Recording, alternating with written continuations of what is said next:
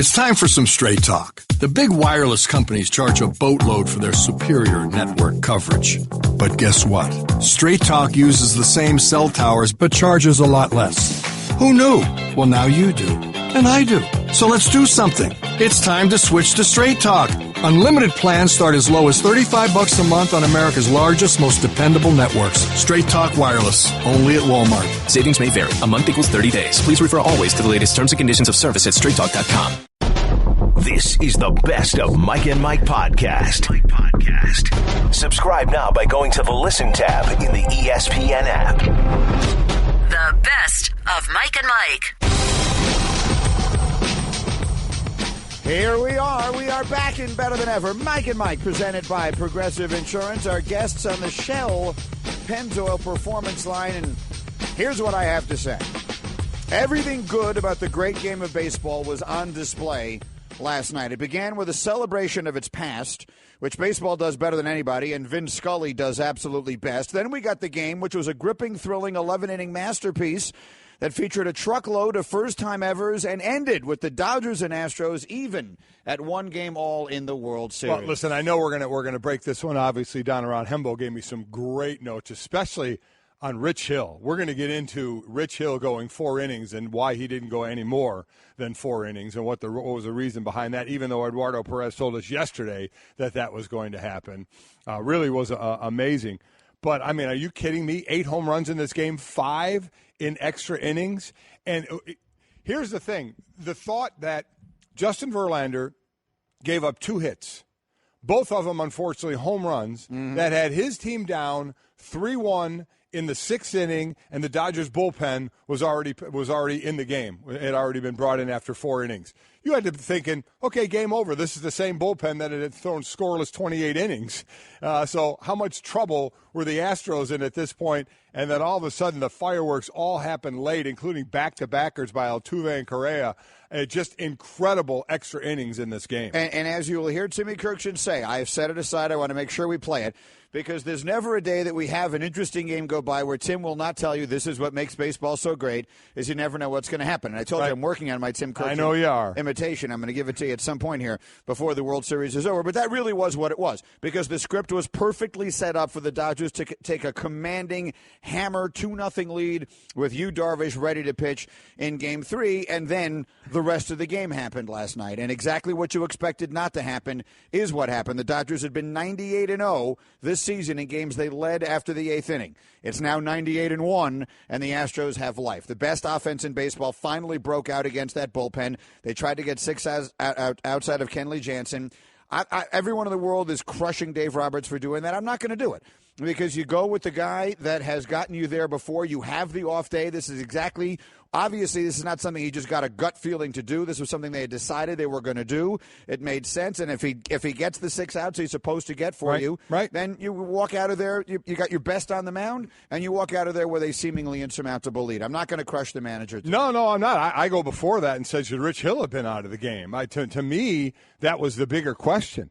Here's a guy that goes 4 innings, has 7 strikeouts, gives up 1 run, 3 hits, throws just 60 pitches, and they pull him. And you saw him in the dugout. He was not happy about it, but they didn't want him to face the batting order the 3rd time around. That's it. And that's where the sport is now. How many times, who was it that gave us that really good insight that one day that we were talking about it? Who was it again? It says, I'm losing.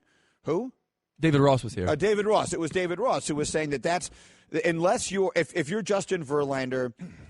I mean, at this point, you don't want to say it with Clayton Kershaw, because that had been his problem going through the lineups for the 3rd time in the playoffs against the Cardinals all those years. But that's pretty much what it is. They did not want these guys to get one more shot at him, especially in what you've got the lead, but it's a close game. If it's 6-1, then that's one thing. 3-1 is another. Do you believe in stats at all? Did you believe in what a player has done, though? I mean, should that go into the equation? Here's what the stats that Hembo gave me. I mean, during the regular season. By the way, Rich Hill has only pitched to one player in the postseason a 3rd time through. Only one player. Mm-hmm. In the regular season, he's pitched to 105 batters the 3rd time through. And? Do you know what their batting average is? Tell me. 184. With only 6 extra base hits. He got it done in the regular season. Here's the thing. I mean, The manager doesn't have access to those numbers. Oh. Only Hembo does. I really want to know because I get it. Listen, Eduardo Perez sat in here and told us it was going to happen. I get it. I went into every game of my life starting in high school with a game plan. Every single game. High school, college, the pros. I get it. Every sport has a game plan. But during the game, don't you adjust game plan sometimes? Well, that's an interesting question. Do you or not? I don't know. A guy throws when football 60... coaches script the first 25 plays. No, but they script the first 20 plays of a game. Do they deviate from that? Well, sometimes they do, sometimes they don't. But this we're talking about an entire game. We're not talking about the first 10. I guarantee you we've adjusted many things during the time sitting on the bench. Yeah, sure. In between two. That's my point. You adjust at times. So if that was the game plan, I mean, and I'm looking forward to talking to Buck Showalter a little later or any baseball person to say, okay, I get it. I get the game plan. But then you get in there, the dude's got 7 strikeouts, has thrown just 60 pitches. He had the 18 batters. He wasn't going through that for that third time. Do you not have the gut of, you know what, I'm going to let him go throw. If he gets into trouble, I can pull him. But it just seemed like that was a game plan, and no matter what, they were sick. And maybe it's completely different in baseball. I don't know that. That's what I'm not sitting here trying to say I'm an expert in that because I'm not. But I got to believe in every sport there's gut, there's numbers, there's feel of a game, how somebody's throwing. So I'm not going to lie. While I wasn't stunned he was pulled, I was a little shocked going, man, he's dealing pretty well. He's only got 60 pitches in. You let him go a little longer. Listen, those are the decisions these guys get paid to make. Yeah. And when they work, you look like a genius. And last night he had it working. I mean, he did. He gets the game with the lead to his bullpen. At the end of the day, he did. However you get there, that's his goal. They're up 3-1 in 6, right? Yeah. They're up 3-1. They got 3 runs off Verlander. They have the lead. The bullpen's on. So I get it. I mean, all of that worked out. They were in Dodger area right there. Absolutely. It was setting up. If people wanted to leave early and said, our bullpen's in, I'm going to beat traffic and go home, we're going to be up 2-0. But now, as they say, the series officially started because the visiting team won a game. All right, let's go through this with Off the Top. And, of course, it does start with that. The Astros beat the Dodgers 7-6 in 11 innings.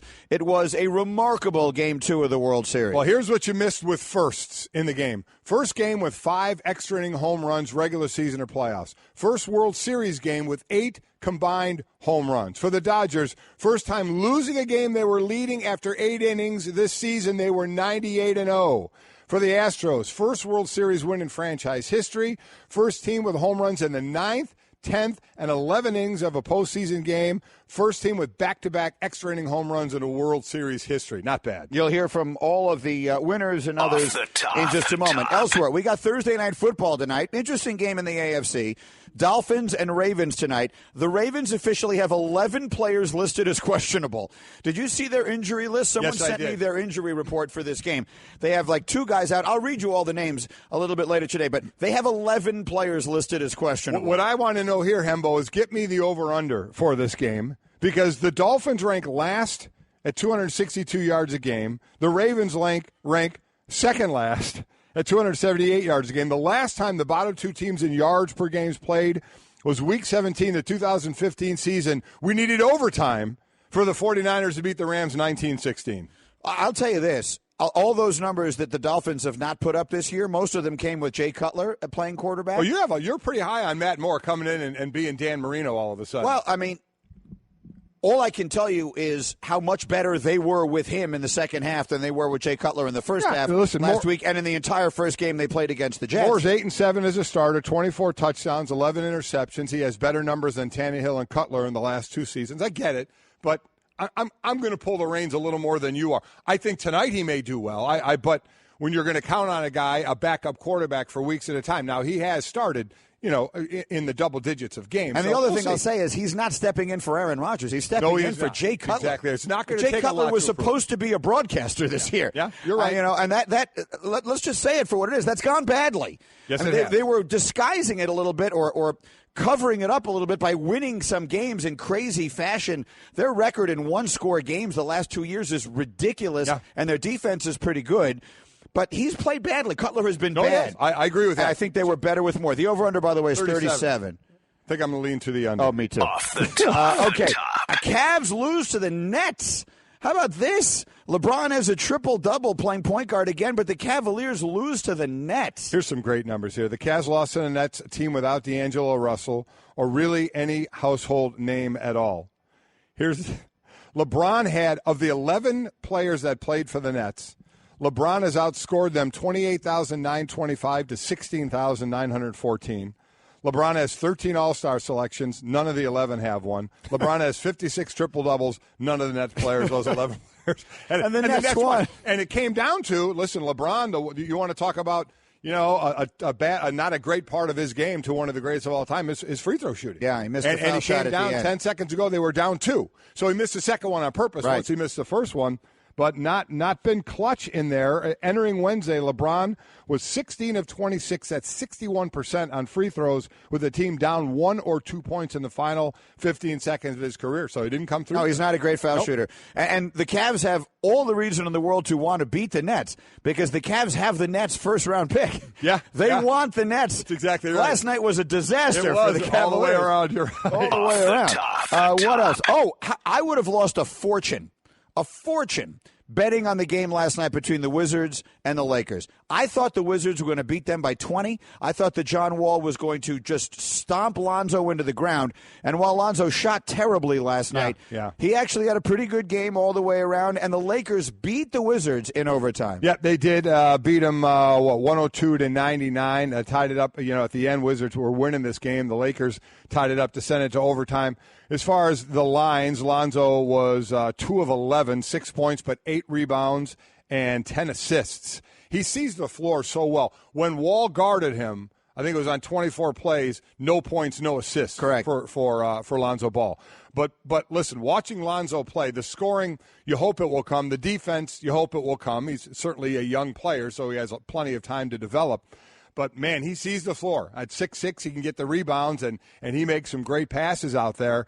And, again, it was Ingram who had the game tire, I think, to send it into overtime. Yes, on a tip-in. He tipped. He followed his own shot. He followed a shot. Oh, my God, stunning in the NBA. But, so that matchup, while Wall ended up with 18 points, 3 rebounds, and 9 assists, Wall shut him down when they were on each other man-to-man. The bottom line is Lakers win the game. Lakers won the game. And then finally, the Steelers have benched Martavis Bryant, or will, for their game against the Lions this weekend. They've basically given him the ultimate just shut up award. Yeah, they have, and along that line, all yesterday was Juju Smith-Schuster's bike was found, not in Martavis Bryant's basement. It was not. As some were implying, that's not the way it went. But, yeah, Bryant was on the practice squad, not the practice squad, the show team. He was not running plays with the offense at all, and he'll be deactivated for this game. And then we'll go from there. And all the things he said afterward were basically all the things that he probably should have been saying all along. And that is what everyone's talking about with Mike and Mike, brought to you by O'Reilly Auto Parts, better prices every day. And let me say, because a lot of people were tweeting at me yesterday after they announced this about Martavis Bryant, because I was sort of taking his side yesterday. What I was trying to say yesterday is I understand the way he feels. It doesn't mean I think he's handling it the right way. Right. So while I get the way he feels, and I sort of sympathize with the situation that he's in, I don't have any problem with them handling it the way they handle it. Especially, this is the kind of thing you can do when your season is going pretty well. They're 5-2. Right. He's not that important a part of their offense now anyway. He's certainly been targeted less, but at this point they're not trading him, and as Mike Tomlin said, he'll rain down his discipline, and that's what he did. And you heard Martavis Bryant. If you didn't, we'll play it. Yeah. We'll play it. I mean, a lot of stuff he said, go ask my agent, go ask my agent, go ask my agent, but said he's going to keep his mouth shut. He's going to be quiet. If he's going to be in Pittsburgh, he's going to play and practice as hard as he can, which is what he should have been doing all along. You don't have the power, especially for his play, where he is on the pecking order in the overall, like you do in the NBA, as you do in the NFL, and then from the pecking order as well. So he's going to do what he should have been doing all along. If he's going to be there, just play as hard as you can, try and get as many catches as you can, and make of it what you can. We'll talk to Herman about it. He'll be in our studio coming up shortly. Mike and Mike presented by Progressive Insurance. Progressive is celebrating 5 years and more than 500 cars donated to vets. To learn more, visit keystoprogress.com. Okay, I want to just play you sound bites from last night's World Series game. It was a great game. Hopefully you saw it. I'm assuming the ratings for last night are going to be really good. So Mike can continue giving you all kinds of numbers, but let's let you hear from those who were involved in it. Let's start with Jose Altuve, who will be the American League's most valuable player, and he hit one of the big home runs last night. Crazy game, man. I mean, I'm so happy we won this game, and thanks God for the opportunity to be here again. This is, one of the best games I ever played. We hit a couple homers, then they tied the game. We hit another homer. They hit another homer, so it was crazy. But in the end of the day, what it matters is that we won this game. We put a lot of effort behind every single at-bat. Our pitchers went out there to try to do the best job, and we won. Now let's go to Houston, and I know it's going to be fun out there. Back-to-back, he and Correa in the 10th inning. I mean, unbelievable. To come back, and the bats woke up for Houston. They had 14 hits in this game. The top four in the order hit .391, were 9 of 23, scored 4 runs, had 6 RBIs. They were absolutely getting the job done. They were the best offense in baseball all year long, and that frequently doesn't translate in the postseason because the pitching gets better and the bullpens are used differently. And a lot of big offensive numbers, I'm not telling you anything you don't already know, a lot of big offensive numbers come during the course of the regular year because of the way the regular year is positioned. You wind up facing bad pitchers, tired pitchers, bullpens that are, use themselves up the day before. You don't get that in the playoffs, so you don't get the offensive explosion. Last night, you got the explosion. Yeah, and my favorite thing about that soundbite we just played for you, those of you watching it on ESPN2 saw it. It was Buster Olney doing the interview with Jose Altuve, and Buster genuinely does tower. He does over Jose Altuve. Absolutely does. Buster Olney, who, and you know how much we love him. Oh, absolutely. He's a small man. He and Timmy Kirkshin, I've done it. I've gone out on a limb and made a few jokes about their height over the years. You've made quite a few. Yes, I have. In fact, I would say if I had to go back over the funniest things I think you've said over the years on this show, many of them have been about Buster and Timmy. It has. But anyway, Buster is he's a head taller than Jose Altuve. Yeah. That's got to be the way this thing is being shot also. He can't be that much bigger than Altuve. But that's the best player in the American League right there. He's going to be the MVP. And that was the offense last night that the Astros were expecting, and they did it on the road, something they haven't done that well, certainly in the postseason, and they did it last night in a big spot. Great moment last night in the dugout was Justin Verlander, who pitched well, but not well enough that he was in position to lose that game, imploring his teammates. You saw him giving sort of an impassioned pep talk in the dugout during the game, and here he was explaining afterwards what exactly he was saying. I mean, it's so easy to say, man, we're probably not going to win this game down 2 against one of the best bullpens in baseball. I just wanted to really remind these guys how great they are. And, I mean, I've pitched against them. I know how good they are. It doesn't matter how good of a pitcher you are. This lineup can hurt you so quickly. And, I guess maybe that was just my message is stay positive, remember how good you are, and just play the game. I mean, it's only 2 runs. This team, since I've been here, and I know it hasn't been that long, but 2 runs is nothing. And all of a sudden, 2 runs seemed like it was the Grand Canyon. I just kind of, I don't even know if anybody heard me, but I was just trying to remind these guys, 2 runs is nothing. But you could see why it felt like the Grand Canyon. Here's a guy in Verlander who throws 6 innings, 5 strikeouts, gives up 2 hits. And they're losing 3-1 when he's done. Going to the bullpen of the Dodgers that have gone 28 scoreless innings. I mean, and it come into the game from after the 4th inning. So you had to be thinking, okay, this is not going well. Think about it from the other side. 8 home runs in this game, right? 14 hits for the Astros. There were just 5 hits for the Dodgers. This is one of the most unbelievable, and Hembo brought it up to me. It's one of the most unbelievable stats I've ever seen. So 5 hits. Do you know when the only hit that wasn't a home run came? Go ahead, tell me. Kike Hernandez. Oh, yeah. Game-tying hit in the 10th inning. Their only non-home run hit was a hit in the 10th, came in extra innings. Mm-hmm. All other 4 hits were home runs. It's just unbelievable. It was a crazy game. Yeah. That's a great statistic. It was one of those games that are so crazy that it made Tim Kirkshin slap his forehead repeatedly. Here come my favorite 17 seconds of the morning. This, John, is why baseball is the greatest game. This is why you cannot take your eyes off of it because, again, something might happen that you just slap your forehead. I think I slapped my forehead 5 times tonight in extra innings alone. I love him. I love that man. Because when he starts to talk, it's like he's going to start to laugh. I mean, but it's great. Again, the imitations. There's so many people that do such a good Tim Kirkchin that I don't want to do a bad one. But I do love it when he gets into that. And I do love that he slapped his forehead 5 times during extra innings last night as the Astros, with home runs in the 9th and the 10th and the 11th, wind up winning Game 2. And all the players that we're talking about, you got to give a shout-out to George Springer. Here's a guy that in Game 1 struck out 4 times. Question, should he be leading off?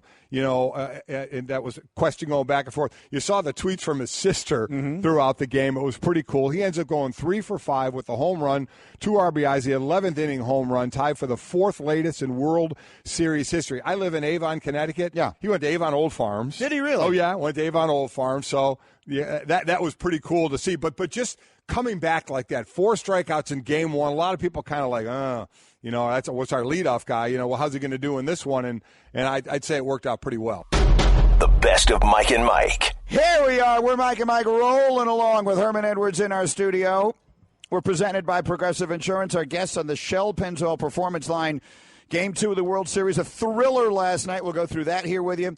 Bunch of football to get to. We talked about Martavis Bryant. We're going to talk about Cam Newton in a moment. Just as a quick aside, those of you who are watching with us on ESPN2, you've been seeing these throwback moments over the last week or so, and will continue to do so as we wrap up here. And they just showed the All-Star game, the celebrity game in which we played in New Orleans. Yes, where we actually were players. It was just so awful. And we were telling Herman that we walked into something we were not expecting. We went there and we're going to have some fun. Right. I was probably 30, 40 pounds heavier, broken down a little more than I am now. And I was me. And you were you. And I remember getting into that game. Before the game was a ball. I remember getting into that game, tried to mess around with the ref. He wanted no part of it. And people were sprinting up and down the court, taking it serious. Who was the dude who was the MVP? Correct. He was the education secretary under President Duncan. He plays it right. And I had to guard him. I just kept following him, putting him in the line because he wanted the MVP. I ran up and down the court 2 times and was dead tired, thinking they're too serious. I missed a 1-foot layup. I airballed it, but I was trying to have fun. Me too. And you know what? The real players saw out there? Easy pickings out of you and I. And they took advantage of it. Yeah, we were just trying to have a good time. It reminded me of the movie Rocky, the first Rocky, where his manager says he doesn't know it's a damn show. He thinks it's a damn fight. Yeah. We weren't there for a damn fight. We thought it was a show. We thought it was a damn show. And we wanted to put on a show. Unfortunately, we were on the wrong end of it. Oh, we got humiliated. We did. Remember, we were talking like we'll set up a play where we go one-on-one against each other. Horrible. No one wanted anything to do with it. Nobody wanted it. Wow. I'm sure you've been a celebrity. Yeah, things, man. I mean, when they take it serious, it's not good. Oh, it's not good. We were so bummed. I had one shot. You had one air ball. Let me ask. Which was worse? You had a 3-point air ball, which I rebounded, by the way. Is it a rebound one as an air ball? Is it still considered a rebound? Yes, it's a rebound. So I got in the stats. I missed a 1-foot layup. Mine had to be worse, right? They're pretty. It was, they're you both really pretty saw them both. Yours was really not a layup. It was like a little 5-footer. Oh, 5-footer. You should have just kept going. That's the layup. You kind of stopped and I stopped. I did like a follow two-handed through. push. Yeah, 3 inches off the ground. And Greeny was just out of his target zone. Yeah. Everything about it was just awful. Anyway, that's not today's story. Today's story is Game 2 of the World Series, which was a classic.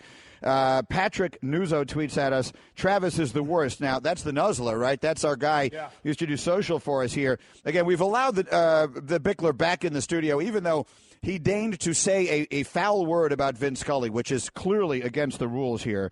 Seth tweets at us, Vin Scully was absolutely boring to listen to. So Seth is banned. Seth is no longer allowed to tweet the show.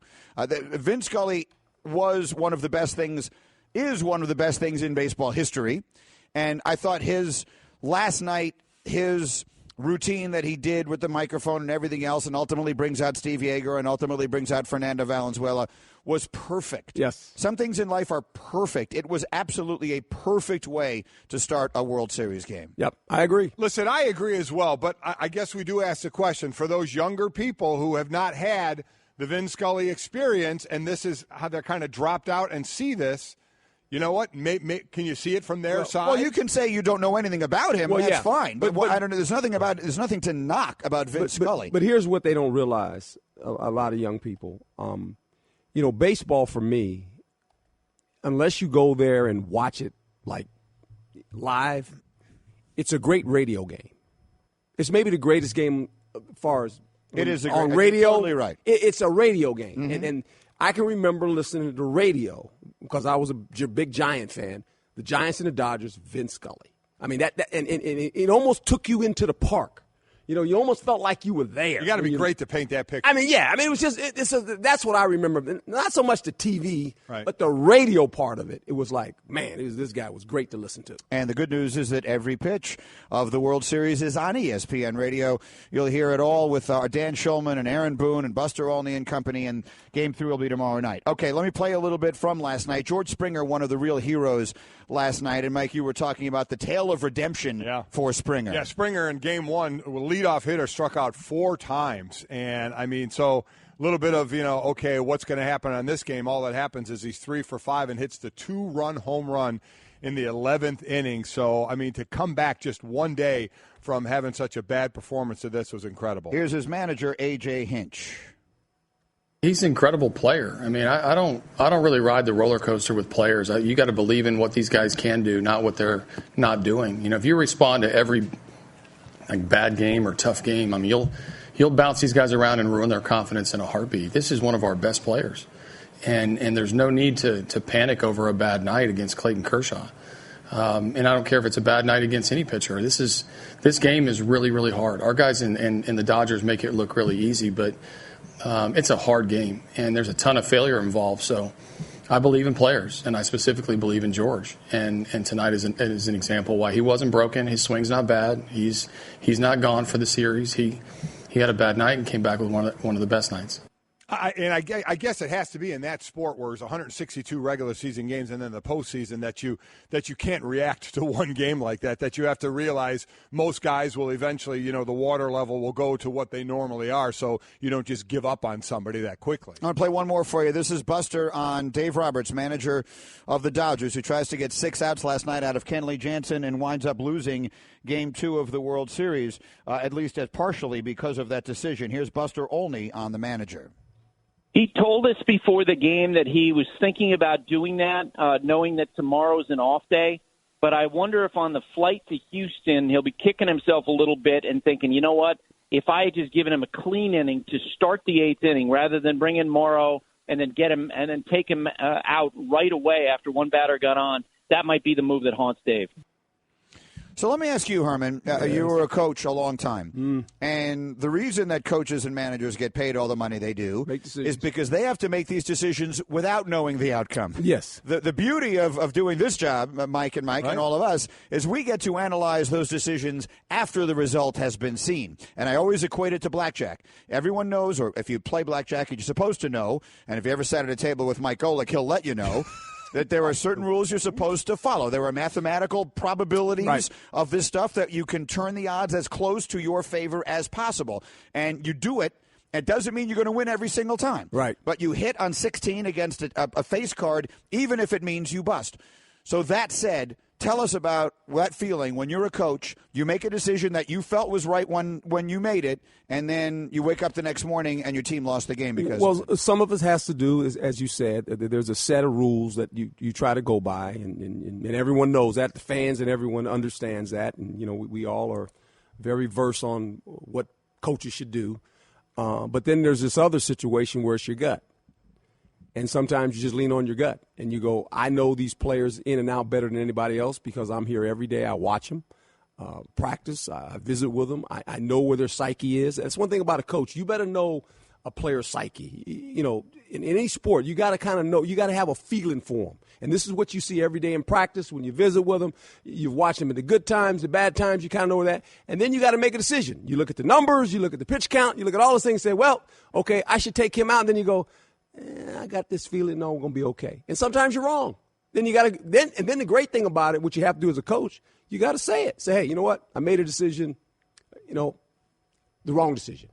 And you move on. And the players respect that. Right. Look, most of the time when you make decisions, unless it's really out of the box, the players know before you make the decision, coach is probably going to do this because we've been around coach. There's strategic adjustments that you make, X's and O's, and then there's that gut decision on personnel. And that's the one that we're talking about there. Quite honestly, I ask it about Rich Hill. Of why he only won 4 innings, throwing 60 pitches, and having success in the regular season third time through. I really can't wait to talk to Buck Showalter about it, where you have a plan, and everybody seemed to know that plan, that he was going to, if he could win 4, and that would be it. But it's like, he won 4, and he's throwing pretty well. Yeah. Do we leave him in there? But they stuck with their plan and took him out. And listen, it still paid off. They were winning 3-1 in the 6th inning. They were in their bullpen. They were right where they wanted to be. Yeah, and we see it. We see it every Sunday, right? Yeah, it's 4th and 1, right? 4th and 2. Coach, you hear him?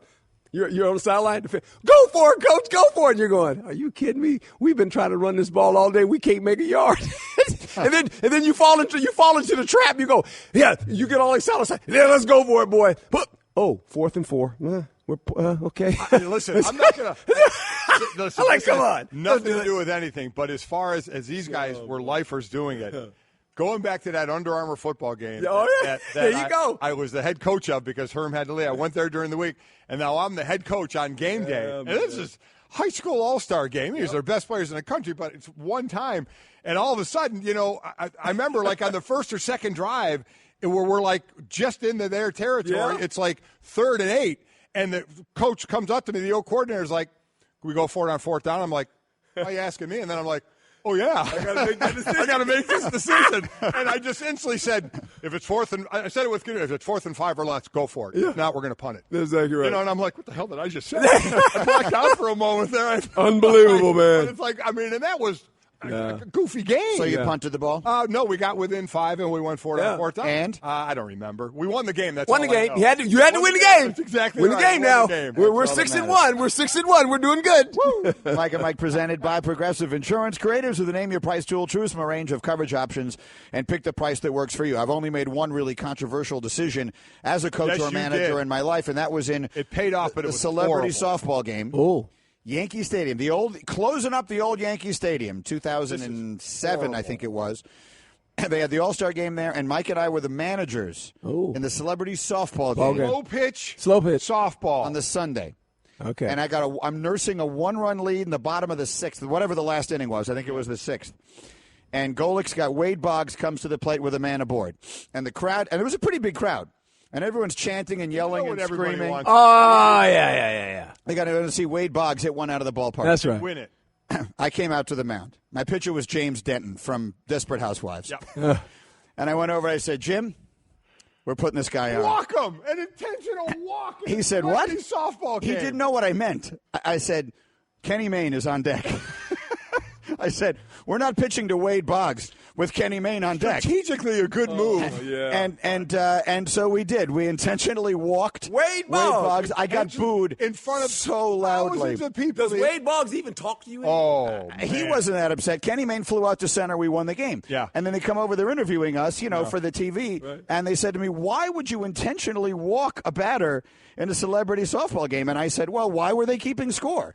If we were keeping score, then I assumed my intention was to try and win. Yeah, I'm not here to entertain the fans. There you go. If you wind up listening to the fans, you wind up sitting with the fans. Yeah. I was given the responsibility of managing that game, and I was going to try and win, and I did. Everything you say, and strategically you were right, but man, I hated you at that moment. It was a terrible decision. It's a softball game, Greeny. Stop it! In Yankee Stadium, Wayne Boggs. You don't walk Wayne Boggs in a softball game. You let him hit. He's a star. The best part, my favorite part of that story is that my pitcher was an actor from Desperate Housewives. Oh, boy. And we intentionally walked Wade Boggs. Okay. Oh, boy. Let's get on to business here. So we'll have much more coverage of the World Series as our morning continues, including, not limited to, but the best part of it will be Buck Showalter, 9 o'clock Eastern, 8 Central, as we'll talk about the World Series with one of the best managers in the game. Okay. To this Cam Newton thing yesterday, it's been a rough couple of weeks for Cam, obviously.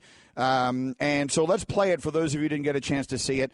Last week he didn't do his media availability. Right. Now we're just a couple of weeks removed from the media availability in which he had what were deemed by everyone to be condescending response to a female reporter asking him a question, and that created a controversy. And then he skips his media availability last week, and that creates a controversy. And then there he is yesterday as his team has lost 2 straight games and only scored 3 points in Chicago this past weekend. And he has his media availability yesterday, and he looks late in it, as though he is obviously uncomfortable and for lack of a better word, kind of cranky about being there. And then very abruptly, he ends it. I will play it for you now.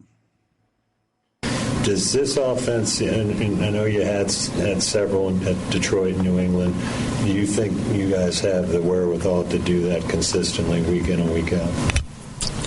Next question. Thanks. Probably get.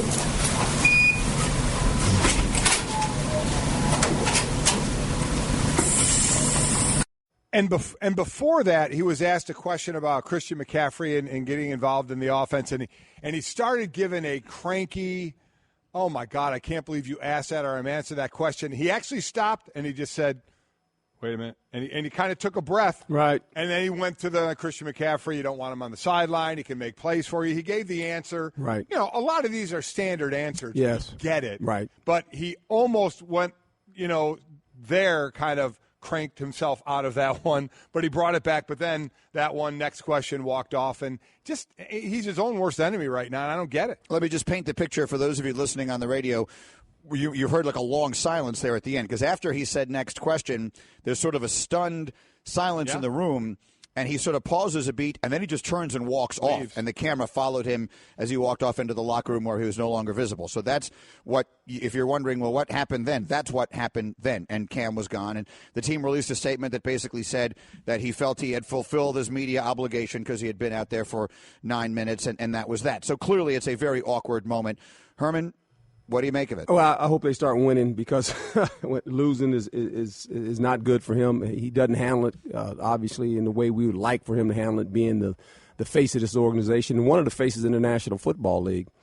Going forward, I know Ron's a good friend. He's probably going to sit down with Cam and say, look, we got to have a game plan before you go into these press conferences. And I think, for the most part, make him well aware of the fact that, look, here's going to be some talking points. When you get up to the mic, you can start the conversation. You don't have to wait for the question. You really don't. I mean, sometimes we get fooled in that. We think we got to go up there and answer questions. No, you can. Look, I understand. I was a head coach. You had to deal with them all the time. And sometimes you go in knowing you have a feeling of what's about to happen. And before it happens, you start answering questions. You actually control the room. You can do that. But you have to be vocal early. You don't wait for them. You come up with some points. Hey, look. We struggle a little bit on offense, and this is kind of why, and kind of go through the progression of what happened before the questions are asked. And then all of a sudden, you disarm people. You kind of disarm them because they're like, oh, he's already answering all this stuff. And then you might get one or two. But then before you know it, Mike, you've talked for about 7 or 8 minutes, and you're almost done because you've already answered a lot of the questions that probably people are going to ask you. Because you know who knows that? The PR guys. Right. Before I went to every press conference, because I never listened to the radio, none of it. When I was coaching, I was in the bunker. And before I'd go to the press conference, I said, okay, what's happening? And he'd say, Coach, these are going to be the hot buttons. Got it. I'd write them down, go, okay. I stepped before the mics, and, I had some classic press conferences in New York. None of those that play to win the game that got any attention. Well, just saying. And so I was already armed with information where I was going and would answer a bunch of the questions before they even got asked. And so it was done. And then you get a few other ones, and I go, okay, and I'd answer, and I'd be done. See you later. So is that the end? Because while you and I played the same game, I played the same game as Cam Newton. I can't put myself in your guys' position because as a head coach, you were every time there had to be any media, you're there. Cam Newton as one of the stars in the league and the star on that team, the quarterback, every time he has to be out there. Yes. So is that the lesson here? Because people are questioning his leadership abilities, and that's the everything problem that goes with it. Yeah. Is he opens himself up to a lot of criticism because of this, and we know he doesn't seem to handle the criticism well. So, is that what you're saying? Is this the way he has to go? Yeah.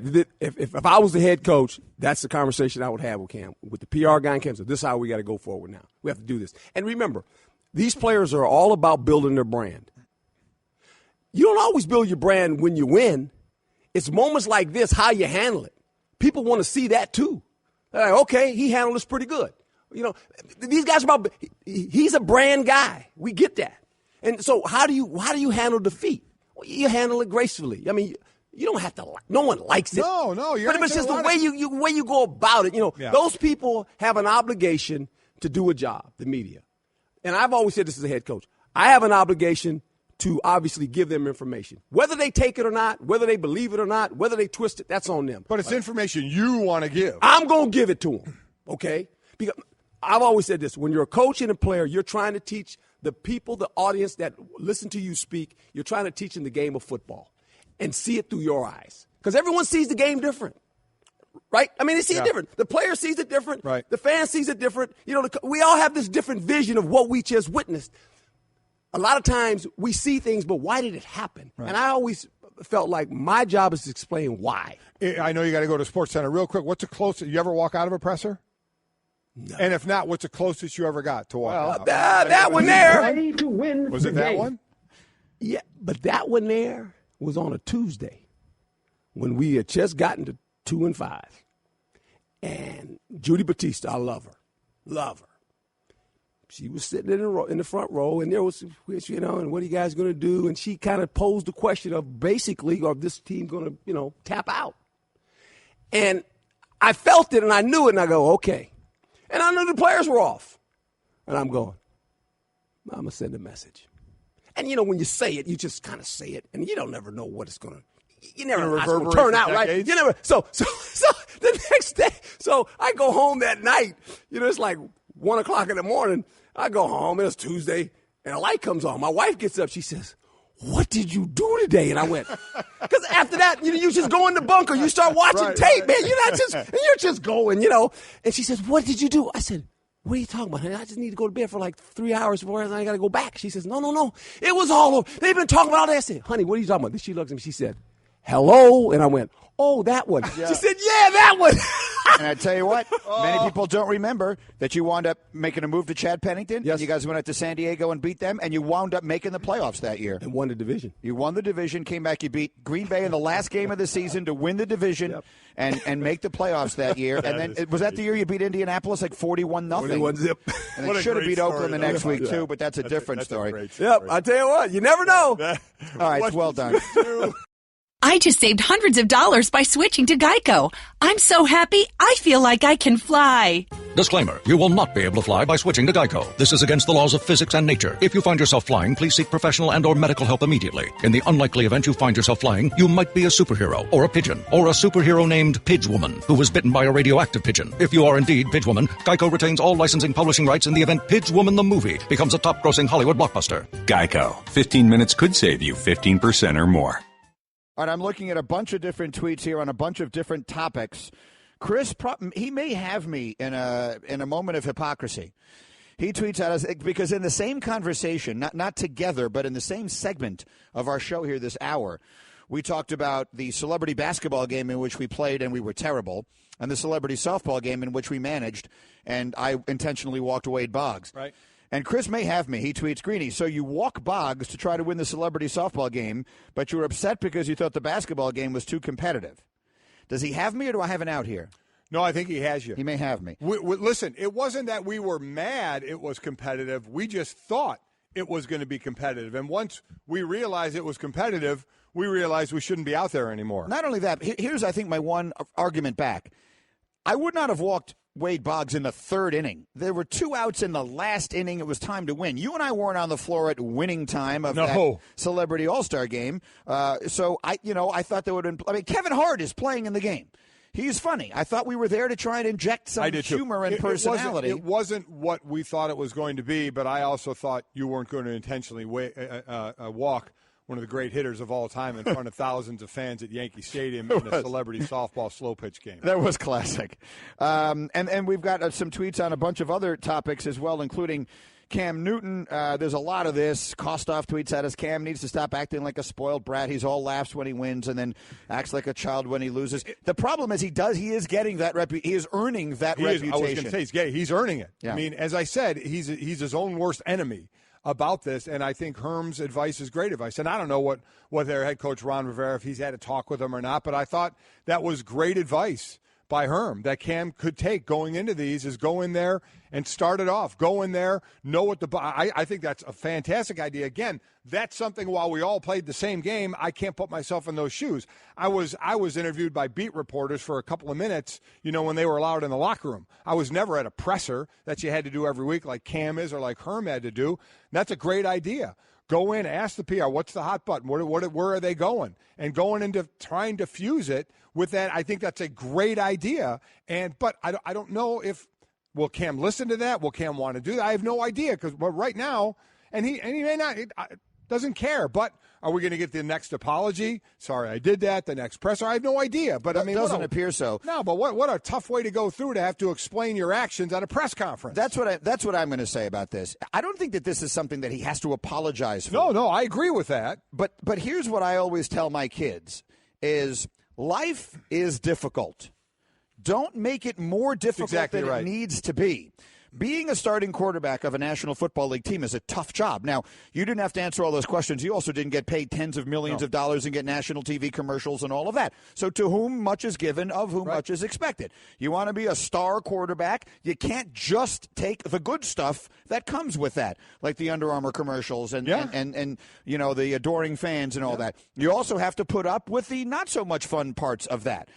And he's making this more difficult than it needs to be. That was not a bad question. It wasn't a hot-button question. They're asking why is the team struggling to make chunk plays? Yeah. They've only had one play in the last 2 weeks of more than 20 yards. It's a simple question to answer. And it's a simple answer as well. And listen, I know these guys have to get frustrated going up there all the time and getting asked some of the questions and get frustrated by, I'm just going to answer it this way. And so I can't sit there and tell them. I don't have the experience of what to do in that situation, but I know this. After a presser, usually they're writing down the answers, and you're talking about the answers and talking about the sport. You're not talking about the actions of the person at the presser. Yeah. You just bring it in on yourself. He's bringing it all on himself with his kind of whiny, ticked-off attitude that just rubs people the wrong way. And maybe it doesn't. Maybe it's completely different in the locker room. I'm not in the locker room. I don't know that. But everything gets questioned about him. Is that fair? Probably not. But that's where we are, man. When all you have to go on is, I saw Cam for 3 minutes a day at a presser where he acted like he wasn't interested, rolled his eyes, said next question, and walked off. I'm going to now make a judgment on that. May not be fair, but this is what we do now. So, and he's done it a few times. So a lot of people are saying, you know what, where there's smoke, there's a whole lot of fire, or there's already fire here. What we're going to do now is Next Question. Next Question with Mike and Mike, brought to you by Indeed.com. Post your next job opening on the world's #1 job site. Here we go. You ready? Number one, first question. Did you have any issue with Carlos Correa's bat flip in the 10th inning last night? No. I mean, are you kidding? You're in the World Series. You just went back-to-back home runs in the 10th inning. And it wasn't even a flip. He just kind of launched it. He didn't flip it. It's a flip. I mean, it's a chuck. He chucked it. He chucked it. It's a better word than a flip. I have zero problem with it. Hembo probably wants him thrown out of the league forever. Listen, there is a time and place for everything. You just hit a home run. You just hit back-to-back home runs in extra innings in a World Series game. Come on. If you want to do cartwheels on your way to first base, I don't have an issue with it. I completely agree. Hembo hates it. And he hates it. I know. That's. Well, you know what? We already threw Bickler out of the studio. We may have to ban Hembo. We're going to have an empty studio here soon. Except if we banned Hembo, we wouldn't know anything. That's very true. About what was going on in the world. All right, next question. True or false, the Falcons are going to miss the playoffs? Well, listen, in the preseason picks I had, I didn't have them in the playoffs, but I had the Giants in. So, boy, I would like to think they could come out of this thing. That NFC South, man. Saints are at the top right now. Atlanta at 3-3. Saints at 4-2. Carolina still ahead of Atlanta. Can they come out of what I'm going to say true. I'm going to say they're going to miss the playoffs. I'm going to stick with my preseason pick right now, saying they aren't going to make the playoffs because, quite honestly, they haven't shown me a ton that says they're going to be in it, and I want to be right. I'm going to consider going the other way. I'm going to say they are going to make the playoffs because maybe I'm just not believing what my eyes are showing me. And I'm also not totally sold on a lot of teams in the NFC. There are a lot of teams in the NFC. Like one of the teams in front of them is Green Bay. But No, you're right, because the other, you could quite honestly see a wild card the way it's going coming out of the NFC West, the way the Rams and the Seahawks are playing. But you need another one somewhere. And with Green Bay, we think kind of out of it without Aaron Rodgers, where's it going to come from? So it may come from the South. Next question. Wentz, Watson. Who do the Browns regret not drafting more? Can I go first on this one? Yeah, go ahead, sure. The answer to that question is yes. There's no what do you mean more? There's no number greater than 100%. Not drafting Carson Wentz is going to wind up looking like a terrible decision. Not drafting Deshaun Watson is going to wind up looking like a terrible decision. Yeah, it is. Now, they can right all of those wrongs by getting it right. Right? So if they wind up taking Josh Allen next year or Josh Rosen next year or if somehow Deshaun Kaiser, who's been placed in a ridiculously terrible situation, if they get the quarterback situation right in the next year or two, then this will all be forgotten. Yes, it will. But right now, I don't know why you would make a distinction between the two. Well, I mean, the distinction right now is a lot of people saying after 7 games, Carson Wentz, the MVP of the league in his second year, and you could have had him. Deshaun Watson is certainly playing extremely probably the rookie well, of the year. Playing with 15 touchdowns. I agree with you. I'll say it again. Yesterday's announcement should not have been Deshaun Kaiser is starting against Minnesota. It should be Deshaun Kaiser starting the rest of the season. Leave him out there. You need to see what you have so you know what you're going to do next year when you have one of the first picks. Next question. DeMarcus Cousins returns to Sacramento tonight. Which return are you most looking forward to this season? I would say I'd probably look to Chris Paul back to L.A. I think that's probably where I would go. I mean, Melo back to New York. I do get that. That'll be interesting. Melo to New York. Melo to New York. Paul George to Indy. I mean, are we looking for the most vitriol? I don't think Carmelo's going to get booed going back to New York. I don't either. I don't think Jimmy Butler. I'm not sure what's going to happen with Butler, but he didn't force his way angrily out of town. Paul George said, "I'm not going to be here, so you might want to get rid of me now." So that's the one. For that reason, that's the one I'm looking forward to the most. I'll go with Chris Paul. Obviously, Gordon Hayward's return to Utah, which was going to be a very interesting one to watch, isn't going to happen. Then finally, you know what? I'm going to save that for later because it's about David Stern and the marijuana. I want to spend a little time on that topic. We'll make that next question brought to you by Indeed.com. The best of Mike and Mike. Here we are. We've been a little all over the map this morning, and it's only going to get worse because Stugotz is coming up in a minute. Yeah. We are Mike and Mike, presented by Progressive Insurance. Our guests like Stu and Shefty and Buck Showalter in an hour all over the World Series and on the Shell Pennzoil Performance Line. Again, as a brief aside, they're showing these classic Mike and Mike moments, which is a lot. I hope you're enjoying it as much as I am. It's fun to watch. Great to relive a bit. They just showed the first time we went on the Letterman show. Yeah. And a variety of observations. One of them is that the projections that we were making, I was right. I said none of these guys, he was talking about the steroid guys. In the Hall of Fame. The number in the Hall of Fame, I was right. For now. But you're right. Pretty long time later. Second of all, I'm wearing a suit. Yes, you are. Nothing has ever summed up the difference between us better than that. We get invited on the Letterman show, which for both of us was a very big deal. 2006. Yeah. And our first of 11 Even for times. you, it was a big deal. Oh, without question. Mike, who never made a big deal about anything over our years together, and I, who made too big of a deal about everything, we were both very excited to be on Letterman because we both grew up loving him. I wore a suit. Yes, you wore a shirt that said Dr. Pepper on it. Yes, I did. And which khakis. is hilarious to me. And I can't be the only one who is obsessed with how fat you are. I looked like Jabba the Hutt sitting there. I mean, it was horrific. Another time on there, we ended up being on 11 times. I wore jeans, and Dave asked me if I lost my luggage. That was funny. Yeah, I was horrific. I don't look good in khakis. I don't look good fat. And I was both there. It was horrific. It was. But it was fun. It was fun because at the end, Dave asked us, as we were saying goodbye, did you guys, congratulations. Yeah, like, congratulations. Did you win something? And to which I said, no, we won nothing. And to which I'm sure he was like, why the hell are you guys on this show? That's it. If you hear the last question, they did a great job putting together the moment. Because you can hear, his question might as well have been, why the hell are you guys here? Who canceled that you guys are here? And that is what would happen. We wound up being on 11. We were invited 12 times. Once we got bumped. And it was actually April Fool's, and we actually thought it was an April Fool's joke until we were in our cars on our way home. That we Literally. thought we really got bumped. I'm on the West Side Highway with my wife Stacy in the back of a car they provided for us, saying, "I guess we're really not going. We're not turning around, are they?" At no point are they going to say, "Here, guys, we fooled you." But anyway, I forget the point I was going to make. But either way, I would say that of all the things we got to do from all of the success that you guys have given us, the fact that you guys have woken up and put us on, first the radio and then the TV and everything else, you're the reason we got to do all this stuff. Managing the celebrity softball games and playing in this and anything else we've done. Being on Letterman would have to be right near the top of the list. I said the two things because now, when we ever do radio interviews, we're always asked, it's coming to the end of the show, what are some of the best guests or memories? Mine was Letterman and the White House. Yeah. I mean, going to the White House and doing the play-by-play and analyzing the T-ball game they have on the front lawn. Right. And then having dinner that night and hearing George Bush as we're coming around the corner to get our picture going, Mike and Mike. Right. His wife Laura looking at him like, who the hell are these guys? I know. Remember we had a whole thing that day where you were allowed to call him George. Golic wanted to call him George. I wanted to call him George so bad instead of Mr. President. Anyway, that was fun. I still have the things I stole from the White House. You don't even smoke, but you got ashtrays all over the place. all over my house. With American flags on them. Okay, Mike and Mike, we got Stugotz ready to go. Let me play you one soundbite from the World Series. Of all of them, this is my favorite because there's nothing better than Timmy Kirkchin waxing rhapsodic about a great baseball game, and he did a great job of it last night.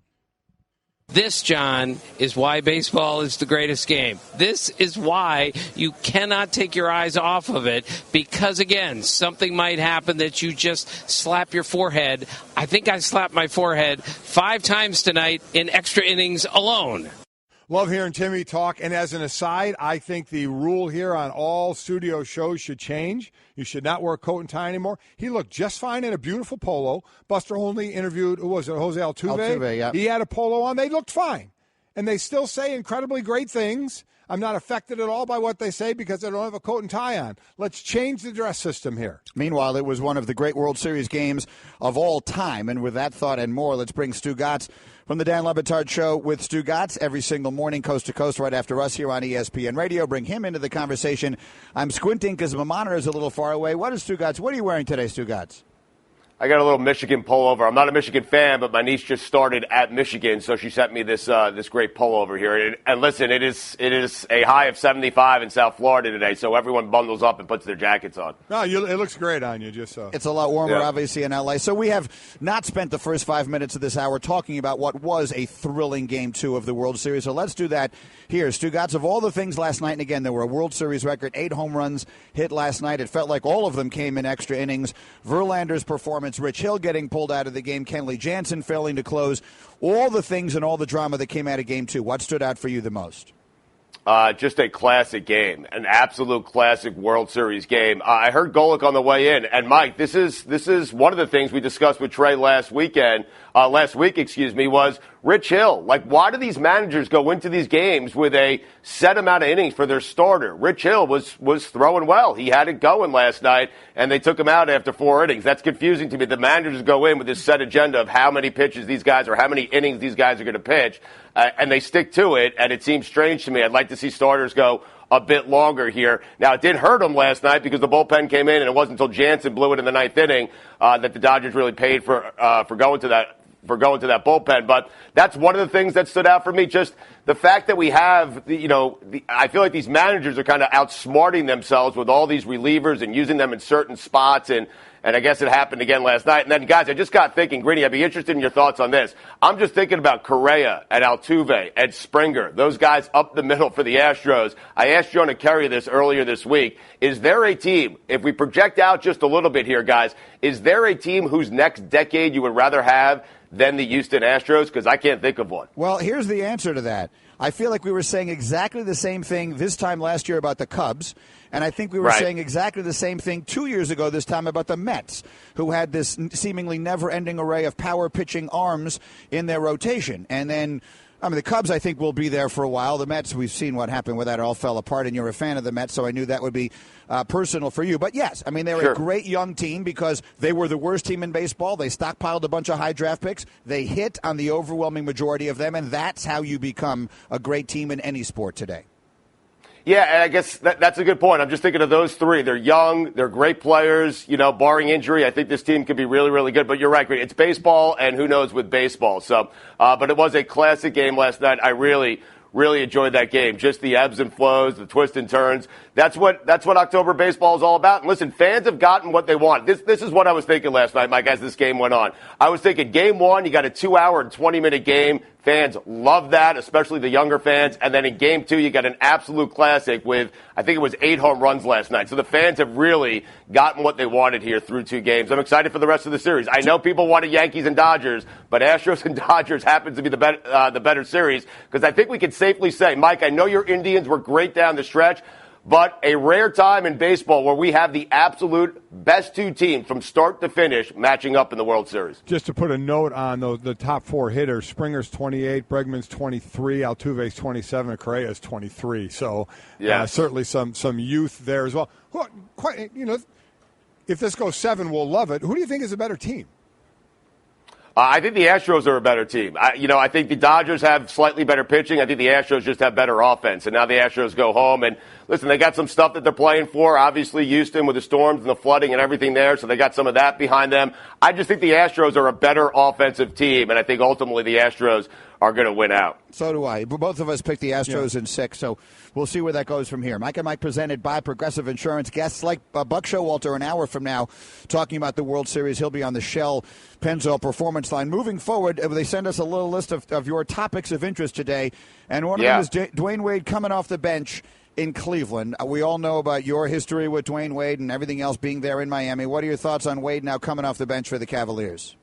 I just think the whole thing is funny to me that Dwayne Wade, this was Dwayne Wade's decision. I don't think it was Dwayne Wade's decision at all. I think they gave him the opportunity to make it appear like it was his decision, but I don't think this was Dwayne Wade's decision at all. I also don't think it was Tyronn Lue's decision at all. I think this gets down to what I've always told you guys. This was LeBron James's decision. He wanted to play with his best friend. His best friend got there. LeBron took a look at his best friend and said, wow, that guy's a little bit overweight. That guy's a little bit slow. That guy's not as good as the guy I played with down in Miami. That guy should not be starting here. I want that guy on the bench, and I want J.R. Smith to start with me. I don't think this is Wade going to Tyronn Lue. Dwayne Wade, man, I love him. He's a great player. He might be the greatest athlete Miami has ever had. Seriously, he might be. Better than Marino. But there's some ego there, guys. I'm telling you, because I've been around him and covered him for many, many years. Dwayne Wade did not go to Tyronn Lue and say, hey, 3 games in, by the way, and say, hey, you know what? I'd be better coming off the bench. Dwayne Wade went there to start, and the notion that Dwayne Wade wanted this is ridiculous.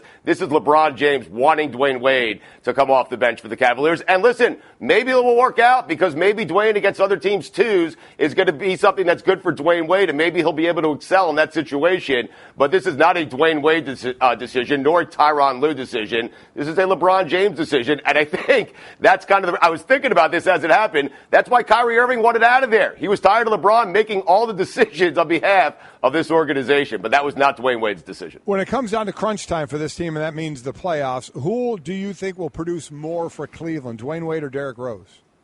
Oh, wow. That's a good question. Not Derrick Rose. I guess Dwayne Wade. Dwayne Wade because he's been there, Mike. And, I mean, why would we think Derrick Rose? I mean, what proof do we have that Derrick Rose is going to come up in a big spot? I have plenty of proof that Dwayne Wade can come up in big spots. He's won 3 NBA titles, won 1 without LeBron James, won the other 2 obviously with him. He's hit so many big shots for the Heat throughout his career. So I think Dwayne Wade, if he gets in shape in the postseason, can kind of sum it up a couple of big games and certainly be a guy that contributes down the stretch in big games for the Cavaliers in the playoffs. Yeah, that to me was the question. Not so much is he going to start, but is he going to be on the floor when big games are being decided in the playoffs? And that, of course, remains to be seen. You know what? Here's another thing, Gotts. Here's where you've kind of seeped into you're like one of, you kind of seep into people's consciousness against their will and better judgment. I have that effect on people, Greeny, yes. When the Eric Bledsoe thing was happening, and I was reading the story on social media, God help me, I thought of you. Yeah. I thought, who else? But George Costanza and Stugotz would do the following. Right. Tweet, I don't want to be here anymore, and then have at the ready the explanation that he was in the salon with his, I don't know if it's his wife or his girlfriend or whoever it is that he was with, and didn't want to be there, and that's what he was talking about in a tweet with absolutely no context to it whatsoever. For the life of me, I don't know why, but it made me think of you, and I've not heard your take on the Eric Bledsoe this is a good take. I heard what you guys talked about. Let me hear it. Because it's a plan that I would absolutely come up with. Like, if you're going to send that tweet out, everyone knows that Eric Bledsoe doesn't want to be there. He has already said that he doesn't want to be there. So when you send out that tweet, I don't want to be here, you have to send it from a place that is actually believable, that men can relate to. So he actually physically goes to a salon. I believe he was there, but I believe he only went to the salon so he could send out that tweet so he could fall back on that excuse when everyone starts crushing him because they're trying to read into that tweet saying he wants to get out of Phoenix. He absolutely meant he wanted to get out of Phoenix, but and I believe LeBron James was behind this as well, by the way, because Rich Paul, LeBron's agent, and LeBron owns that agency, that is Eric Bledsoe's agent. So I think they told him, hey, tweet out because LeBron needs help. He has seen Wade and he has seen Rose and he is not happy with what he has looked at thus far, and he needs help and he wants Eric Bledsoe. So what did he do? He told Bledsoe, hey, take your girlfriend to the salon, and while you're there, tweet out you no longer want to be in Phoenix, and people will read into it that way, and you can always fall back on the excuse that, hey, I was just at the salon. What guy wants to sit at the salon waiting for his girlfriend to get their hair done? It's a perfect plan, well executed by Bledsoe. Nobody wears a tinfoil cap better than Stugotz with his theories. I heard. You guys believe that? Because I'm telling you, that's what happened. I am reporting with 100% certainty that is what happened. I heard you guys talking about it, and I loved it. Let's move over to football. When Herm was in here, we were discussing, we played it, I'm sure you've heard it, Cam Newton rolling his eyes, not real happy with a question, next question, then walks out of his presser. Overall, what do you think his issue is, and how can he get over it? I think losing is his issue. I think being surrounded with teammates that aren't very good are his issue. I think we have a rare guy at quarterback, guys, from a physical standpoint, a guy who got to the Super Bowl basically by himself a couple of years ago, a year where Kelvin Benjamin went down. I think they're wasting the Cam Newton years. I think he's a rare talent. I think he's frustrated by that. I think the best offensive player they've surrounded him with is Kelvin Benjamin, and Kelvin Benjamin's a bit overweight as well. So I don't know. Guys, it's weird because we mock these press conferences and these guys get in front of the media all the time. At least on our show we do. I mean, we have an entire segment dedicated to useless sound in the NFL. At least Cam Newton comes up there and he gives you the real Cam Newton. You might not like it, but it's the real Cam Newton. He's emotional. Sometimes he doesn't want to be there. Sometimes he's annoyed. Sometimes it's because of questions that are being asked of him. Sometimes it's because his team isn't playing very well. But at least you're getting raw and real Cam Newton. You're not getting, the same old cliche stuff that quarterbacks usually give you in that spot. So it is interesting. I don't think there's been a quarterback in the history of the NFL that has had more bad press conference moments than Cam Newton. But, guys, I just don't think he cares. And I think what we're getting pretty much for the most part is real emotion, is raw emotion, and I'm okay with that. I think we tend to overreact to how Cam Newton acts when he's standing in front of a podium, and he's just being real. He's being Cam Newton. Mike and Stugotz. All right, let's do beef stew, and then we'll finish up with this shirt thing. Okay. But beef stew, do you sound thrilled about that, Greeny, the shirt thing. You sound thrilled about it. I don't even know what's going on here, so we'll try and get to the bottom of this. Here we go. All beef right. stew. Do you have more beef with Clayton Kershaw in the postseason or with all the praise that he received for his Game 1 performance in the World Series? With all the praise. I mean, I have an issue with Clayton Kershaw in the postseason, but he did pitch phenomenally in Game 1. He was awesome, and he closed out the series against the Cubs, although he was spotted a bunch of runs there, so that wasn't a big deal to me. I have an issue. Clayton Kershaw, guys, it goes without saying, Clayton Kershaw is maybe the greatest pitcher we've ever seen. And if he's not the greatest, he's certainly in the top 5. He's in that discussion. He's phenomenal. But the reality is he's been horrible in the postseason. Horrible. And one start, Game 1 at home in the World Series, does not erase for me, and it did for a lot of people, and I was surprised by this, where all of a sudden Clayton Kershaw is a big game pitcher. No. Go look back at his postseason career. He has not been a great pitcher in the postseason. He just hasn't, and one game did not erase that for me. If Clayton Kershaw, and by no means does he want to impress me, but if he wants me to change my opinion, if he wants to impress me, if he wants to change my opinion about him being a good pitcher in the postseason, he'll go out and do it in a big spot on the road on 3 days rest.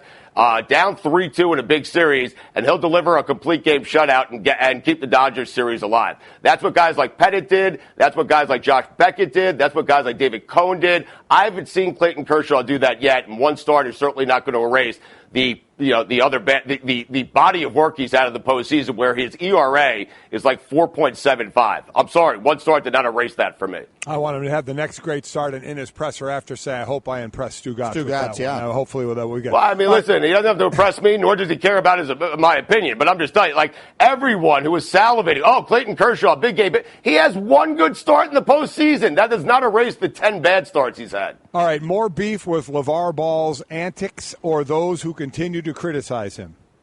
Those who continue to criticize him. First off, I'm not criticizing him one way or the other. I'm not forming opinions on LeVar Ball's parenting skills one way or the other. I just find them to be entertaining. The only opinion I care as it relates to LeVar Ball as a father is the opinion of his kids. And his kids love him. They swear by him.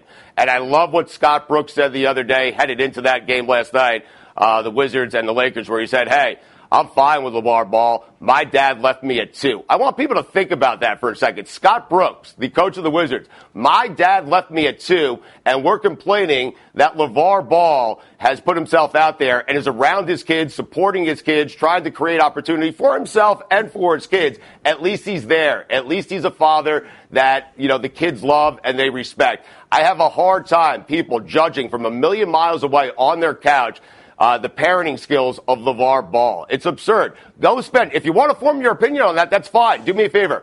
Go spend some real time with him and the kids when the camera's not on them and find out what kind of father he is. Until then, shut up. I don't want to hear it. You're commenting on a guy's parenting skills when his kids are sitting here telling you, hey, my dad's a great dad. He's around us all the time. He's been here since we're kids. He hasn't left us. He stands by our side. He supports us. That's the only opinion I want to hear, is the opinion of his kids. I don't care about anyone else's opinion. Yeah, well, listen, I'm with you. I wouldn't criticize his parenting. I criticize his marketing and what he's doing for his company and how he's going about it. But it has nothing to do with his parenting. I don't think it's entertaining at all. And speaking of marketing, the last topic that we have for you this morning is what happened here. You sent Brooksy, so Drew Brooks, who is the producer of our show here at Mike and Mike, you sent him a shirt, and he wore it on a date. What is going on here? I didn't send Brooks anything. Brooks requested a Stugotz Army shirt that we have now. It's one of the promotional shirts that we're using for our show. Brooks, Stanzik, all the guys on your show requested that our producers send them Stugotz Army shirts. So Brooks sent me a text over the weekend. They did. I mean, I see them rolling their eyes, but they requested it. I didn't send it to them. They all requested it. Stanzik, I see you rolling your eyes over there. But here's the deal. I'm serious. Brooks sends me a weird text over the weekend saying, hey, look what shirt I'm wearing for date night. And it was the Stugotz Army shirt. And, I was proud. I'm honored that he wore that on date night. And then yesterday we all got into a weird group conversation where Brooks said, how much would you pay me if I get married in that shirt?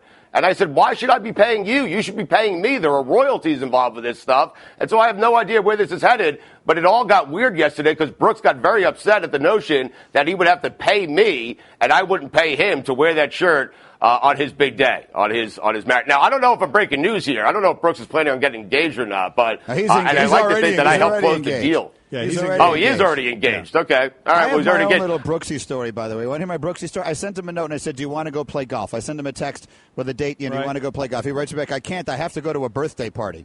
So I wrote him back, are you 9? I mean, what does that mean? You know exactly what it means. What adult has to go to a birthday party? He doesn't have kids. He's engaged. Well, whose birthday party was it? But, whose birthday? Was it an adult birthday? It doesn't matter. If it's his fiancée says we're going to this birthday party, then he has a birthday party to go to. That end of story. Who has a birthday party? I don't know, but as long as she said that's what What's they're the last time you had a birthday party? You're a 50-something-year-old man. It's a great point, Greeny. It's a great point, Greeny. It's a good point. Mike, are they sitting around and blowing out candles? If Chris told me today, hey, we're going to a birthday party Saturday night, I would say, I wouldn't even ask for the particulars. I would just say, okay, we're going to a birthday party Saturday night. And here's the deal with that. Like Brooks, no, that's a bad job by Brooks because when she's your fiancée, you have not tied the knot yet. She cannot take golf away from you now because I promise you, once you tie the knot and get married, all she'll do is take golf away from you. That is it.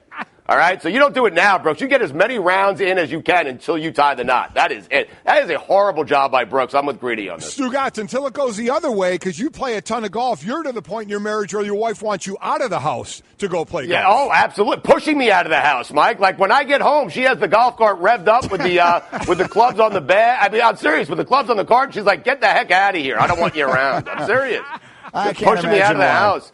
All right, yeah, because she doesn't want me sitting there because she's on the internet the entire time on Zappos.com buying shoes for everyone, and she doesn't want me around seeing it because she knows I'll put a stop to it. So she sends me out to my happy place, which is the golf We're done course. with the therapy session here, okay? Seriously. Well done, as always. Stugotz and Company live every single morning after us here on ESPN Radio. Thank you, Stu. Thanks, Stu. All right, guys. And both of you guys have aged gracefully, man. I looked at that clip with Letterman. Mike Golic, you have aged well. Greeny, you have aged well. Shockingly, David Letterman has not aged well. You two are doing great.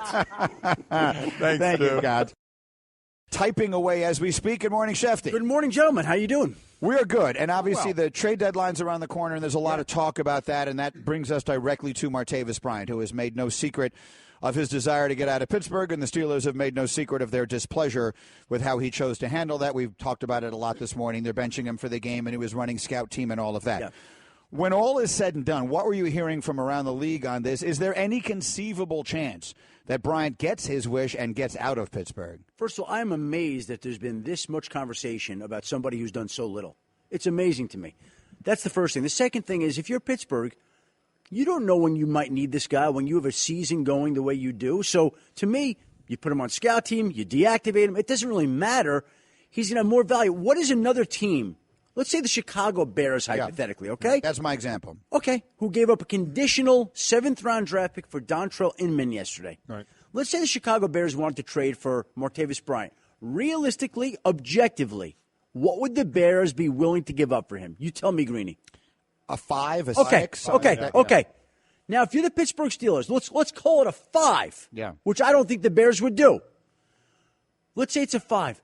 If you're the Pittsburgh Steelers, why would you trade Martavis Bryant in late October when you could trade him in the offseason for that same 5, and you have his rights this year in the event that you have any injuries to any wide receivers, and you might have the chance that this guy, who's a big play receiver, can come back later in the postseason? Why would you give this guy anything that he wants when he hasn't obliged by the terms of your program? He's come back.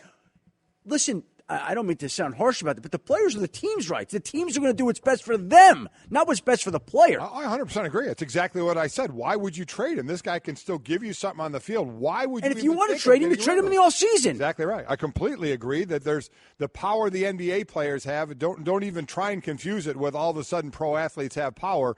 It's not that way in the NFL, especially if you're a player that isn't a great player, one of the better players, at his position in the league. So is there going to be anybody, do we think, that the trade deadline is the least talked about in the NFL? So. Let me say this. Last year, I think there were 4 trades right before the deadline. 3 of them involved the Patriots, making up the bottom of their roster, which typically they do.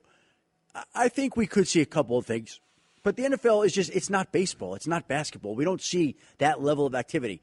Saying that, I know there will be teams that make calls. There already are teams that are making calls.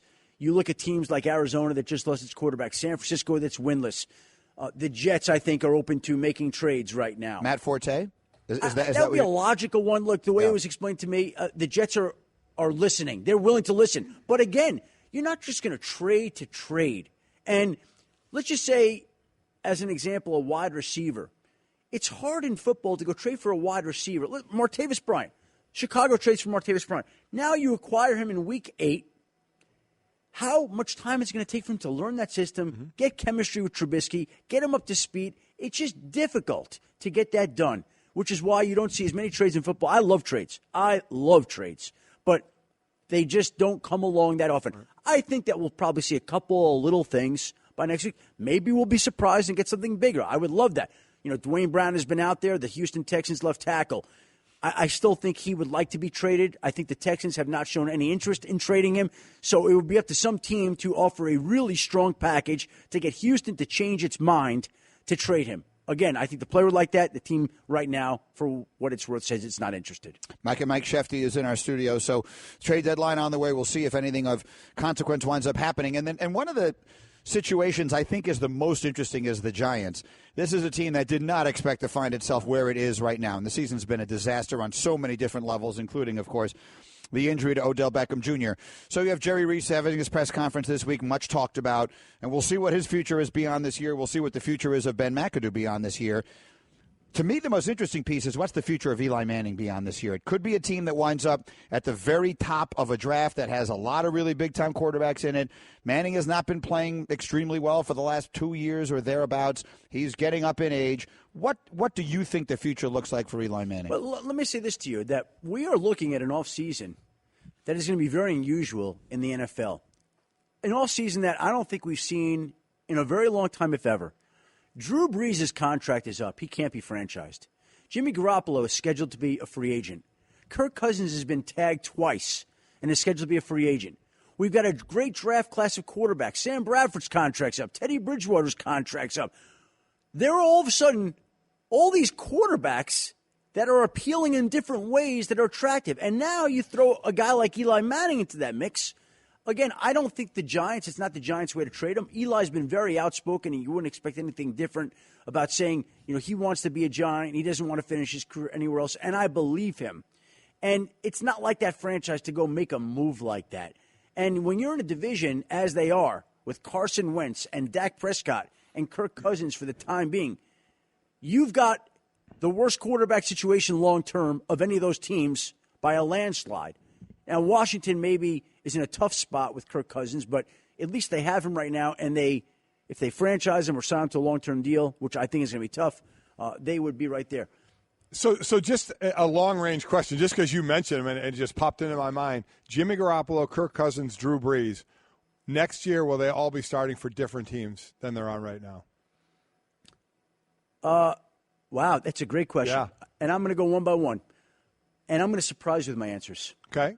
I like the tease. I think Jimmy Garoppolo is back in New England. Me too. One way or another. Okay.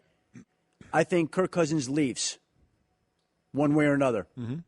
And I think there's a real chance that Drew Brees winds up leaving New Orleans, Now, which I know would surprise people. Yeah. I would have thought the same thing. And I first and foremost, I would defer to you because you're talking to people that I'm not. But what I would say is they're winning. So it could change a few things. But I here's didn't the thing. see them Here's having the the thing. season they're having or the division going the way it's going right now. Listen, there are a few players in the league, maybe none, who have meant more to their city than Drew Brees has meant to New Orleans. Right. And there's a real affection from both sides. But I think he's going to be 39 next year. It's going to be a big number. And, there's always questions in New Orleans. They're having a great season right now. They're going to make a real run here. So they don't want to talk about this, but we can talk about it. Sure we can. And I just think there's a question with them not having the ability to franchise him. Are they going to be willing to do what it takes? I don't know that. And so there might be another team out there that values Drew Brees more than the Saints do, as hard as that is to imagine. The best of Mike and Mike. All right, here we are. Great fun in a variety of different places this morning. And, of course, a classic game, too, in the World Series last night as the Astros even matters up with the Dodgers. We'll have our old buddy Buck Showalter now, of course, the manager of the Orioles, with us in just a couple of minutes, and we'll get his take on all the decisions that got made last night. I've told you many times the story. One of my favorite days I ever had here at ESPN, Buck Showalter, when he was working with us before he went to Baltimore, he and I shot a commercial together, one of the ESPN promos together. And you have a ton of downtime during those days, as you know, Mike. Right. And I asked him, take me through all the decisions that a manager is making. And he rattled off about 20 things, without even pausing or hesitating or breathing. And then he said, and then they throw the second pitch. Yeah. And I thought to myself, that's just the way that guy's mind works. So you want to hear good baseball, you got to get it from him. He'll be on the Shell Pennzoil Performance Line. We're Mike and Mike, presented by Progressive Insurance. Yeah, I listen. That game last night was this year, right? 19 strikeouts in the game and 8 home runs. Yep. We set records for strikeouts here. We set records for home runs. And a lot of relief pitchers. Were ridiculous last night with 5 home runs, 3 by the Astros, coming in extra innings. The first last night were ridiculous in that game. Good for, the star players' names in this, but a guy like George Springer, the leadoff hitter, strikes out 4 times in game one in 4 at-bats. Comes back in this one, 3 for 5 with the 2-run shot in the 11th. Comes back, from the 4 strikeout game. You got to love You just had one of the worst games on the biggest stage you can have, and to be able to come back for that.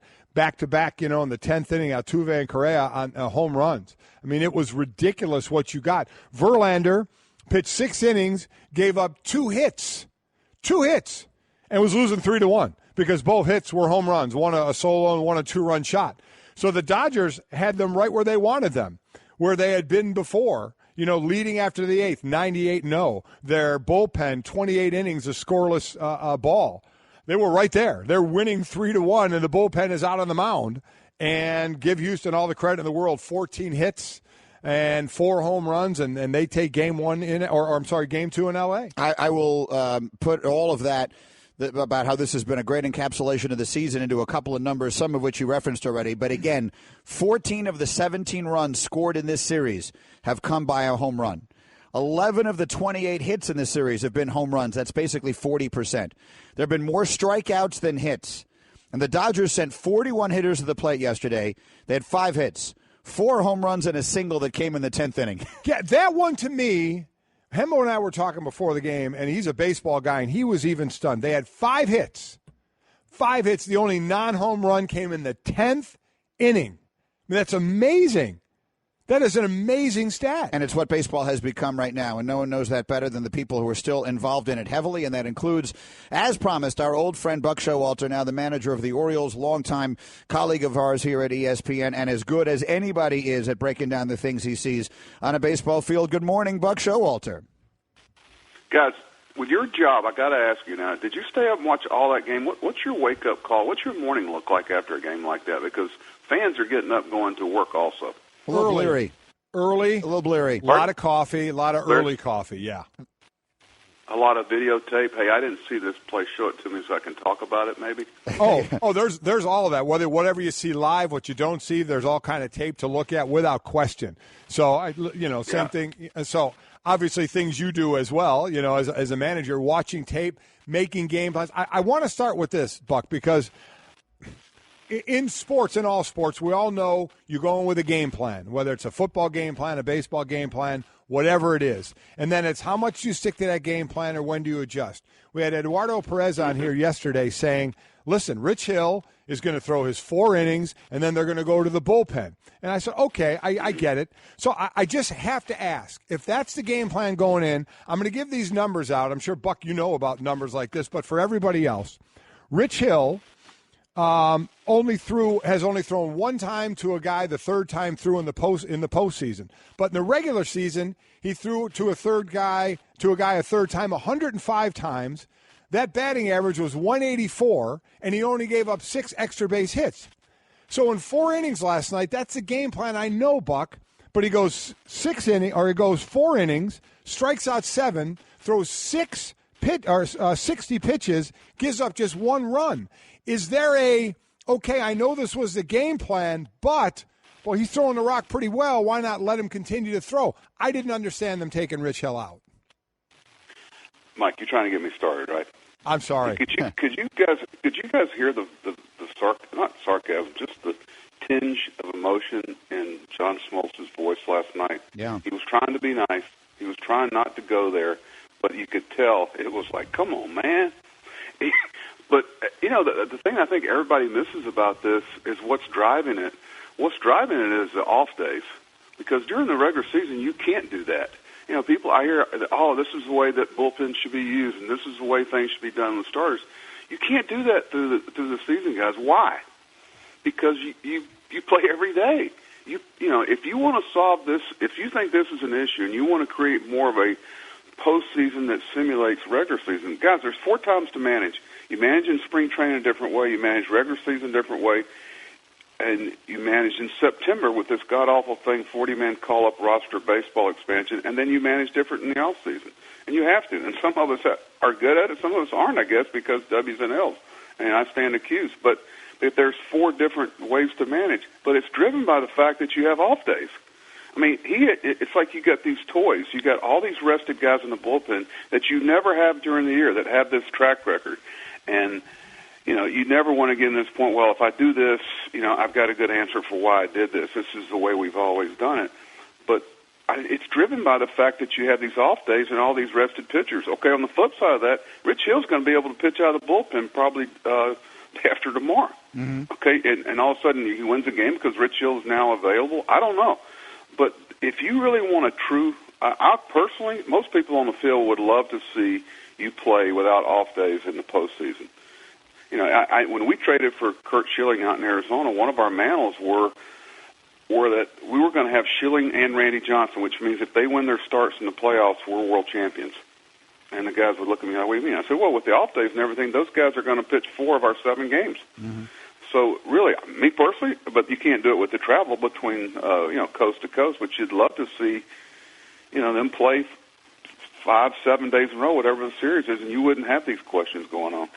Mike and Mike, Buck Showalter is with us as we look back on what was a thrilling game last night. Beyond that and all the little decisions that go into it, I mentioned right before you came on, the game is in every way a microcosm of the sport today. Feels like every single hit is a home run. It feels like every single out is a strikeout, a ton of different pitchers. And last night, again, the Dodgers had 41 hitters at the plate. They had 5 hits, 4 home runs, and a single in the 10th inning. What do you make of that? You've been around the game forever to see these changes. What do you make of the sport and the way it's played right now? Well, if you think about, Mike, what's driving it is really salaries. I mean, until someone gets penalized in arbitration for a strikeout, it's about, what creates WAR, what creates WOBA, what creates slugging percentage, and what's being compensated. What did you find more exciting last night? Players, Forsythe scoring from second on the single to right with a great arm in right field, was going to get there in time. Was he going to be able to shut down the plate and not block it? Or the fact that some guy hits a home run and sticks his tongue out and runs around the bases. It's to each his own. Some people, you'll go a month and a half in the big leagues before you see a hit and run play.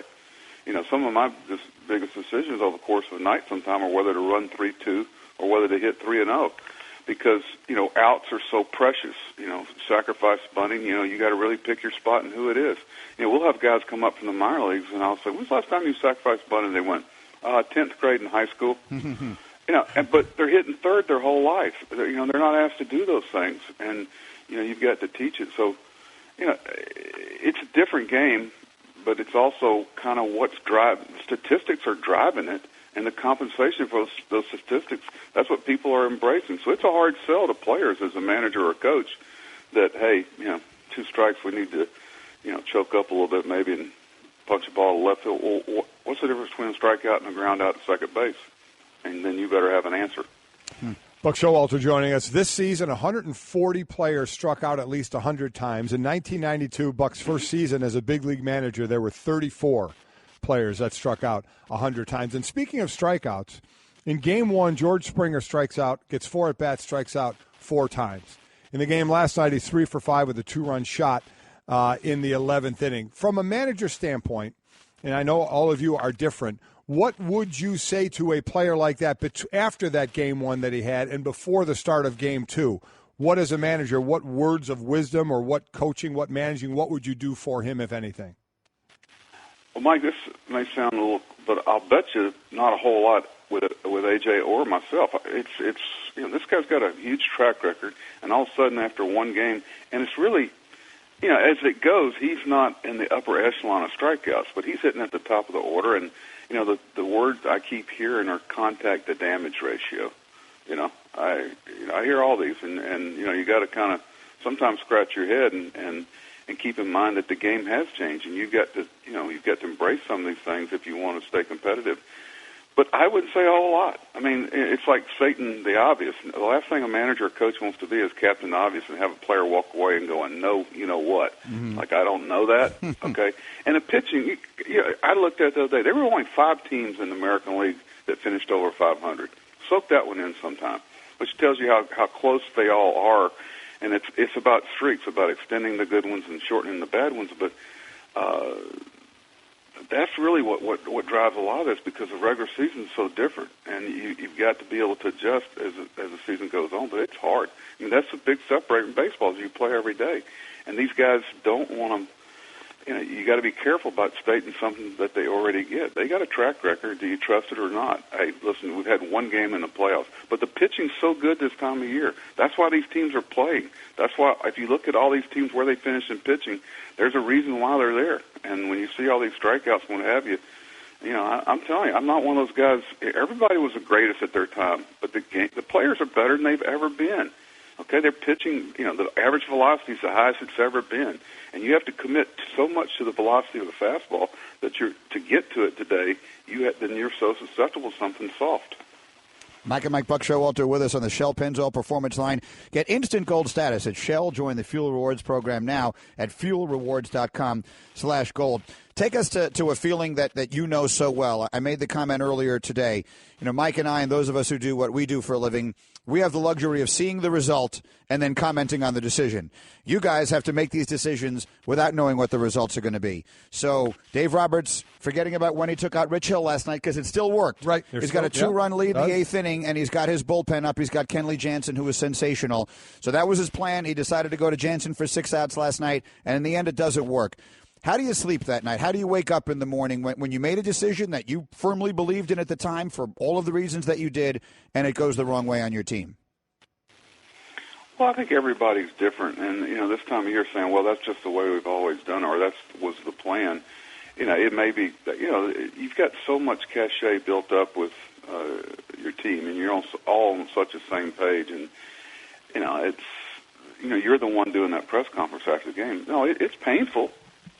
For 99% of them, it's painful, and nobody's case or raw. It's one of the reasons why you have these jobs is that you care, and it does, and you do live and breathe it every day. And I think one thing you learn is not to read anything or not take too much.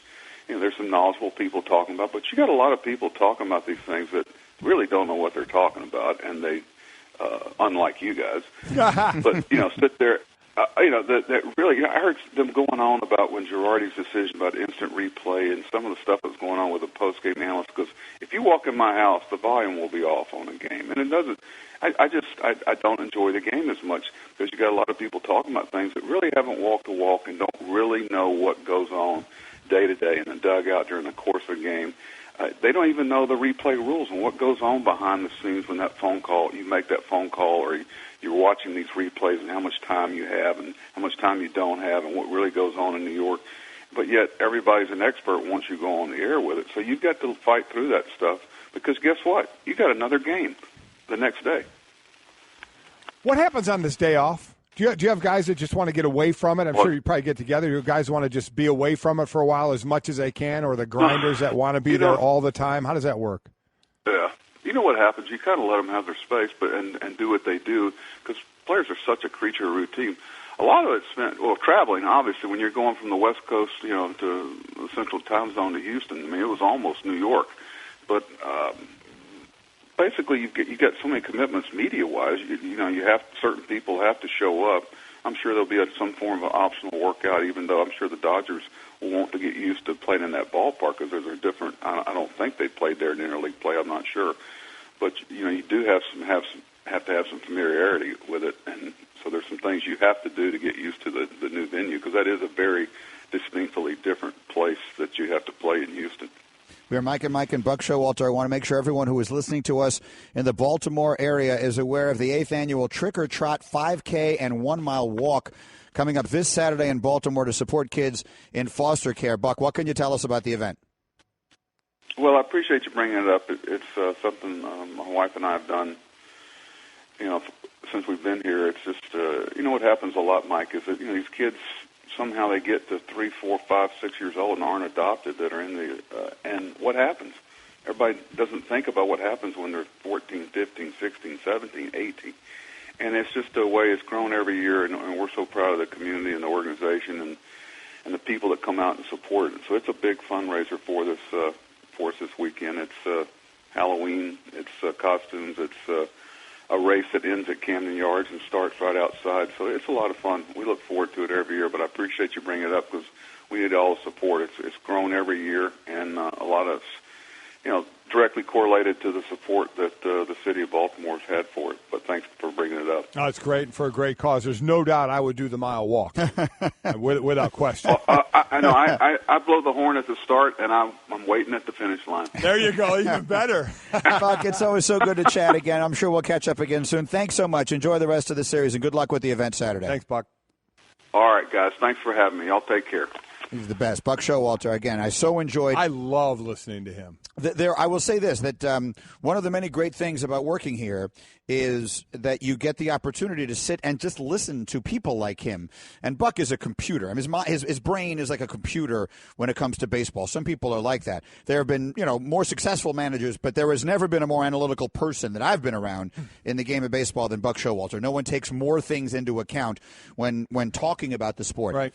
And so I had the opportunity to sit and listen to him. I would just sit in the newsroom back in the day when I would anchor the evening sports centers, which was for most of the time that I've been doing this show, even. Especially during the baseball playoffs, he'd always be there. He did Baseball Tonight, him and Kruk, all those years. And they would just be sitting in there, and they would just be talking. And if you're smart, you'll just listen. Yep. Just sit back and listen to them talking about baseball. Al Leiter would be there sometimes and talking about it. And you would learn a tremendous amount about the game. And baseball is such a complicated game. Like football and basketball, I don't pretend to know hockey hardly at all. I admire the sport and I enjoy watching it, but I don't pretend that I know it, and we don't talk about it that much. Football, basketball, and baseball we talk about like crazy. Football, and even football, which is a fairly complicated game, is actually quite simple. Like most of the things that you see, you can identify fairly easily. You can tell me things about blocking schemes that I don't know. I can get intricate, yeah. But most fans can generally see what's going on. Baseball has a lot going on that you don't know about. It does, unless your pitcher's dealing, then it simplifies pretty much. Right, but the way he's dealing, like the way it's so mental. You can break everything down to calling a game and such. All those. That's why, like every announcer should either. I mean, I don't want to, because there are a lot of great announcers that did all kinds of things. But I want to hear from pitchers and catchers, because that's 90% of the sport, especially now, when the ball is almost never hit to anybody. The ball either goes over the fence or the catcher catches it, and it's either ball 4 or strike 3. There's so much going on between the pitcher and the catcher. I like hearing from them. I love Smoltz. I think Smoltz does a really good job. I do as well, and I love all the intricacies of it, and the which also leads to probably the sport where you overthink things. And you overmanage at times and think too much, because you do have some downtime between pitches or downtime here and there where you can overthink something and then second-guess your decision. Well, I befriended, when I first started in this business in Chicago when I was just a kid reporter. And if there's one smart thing I think I've done in my career is I've just listened to people who I thought were good at what they were doing. And we had a columnist in Chicago at that time at the Tribune named Bernie Lincecum. I thought was a very good. You know Bernie? Oh, yeah. I thought he was very good. And at one time I was just listening to him talk, and he said, the beauty of baseball is it's about everything that happens in between the action. He said all the other sports are about the action. But baseball, the beauty of baseball is about all the things that happen in between the action. And that's what it is. And candidly, we live in a society that appreciates that kind of thing less and less, which is why baseball is trying to make less and less of that time. Right. Right? They want less time between the action, because we now want to fill that time with stuff. Whereas we were more than willing to sit around and just wait for the next cool thing to happen. Now you got to go do something else. Because a lot of times in that I know what you're talking about. A lot of people don't see that, though. Especially like on TV, you don't see in between the action. Like when I'm calling a game, like when there's a break in the action or a changeover, I'm locked onto the sideline. I want to see reactions. I want to see what's going on there. That tells me a lot.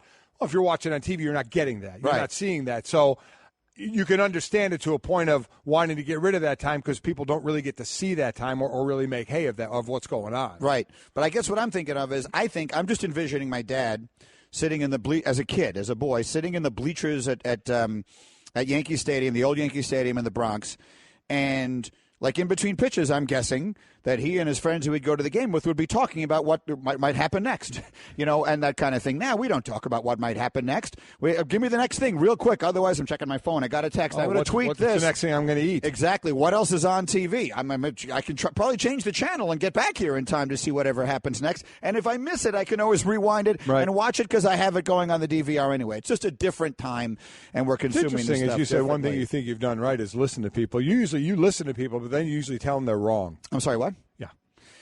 No, the one thing I've done smart really in 18 years is just not listen to you. You certainly have done that.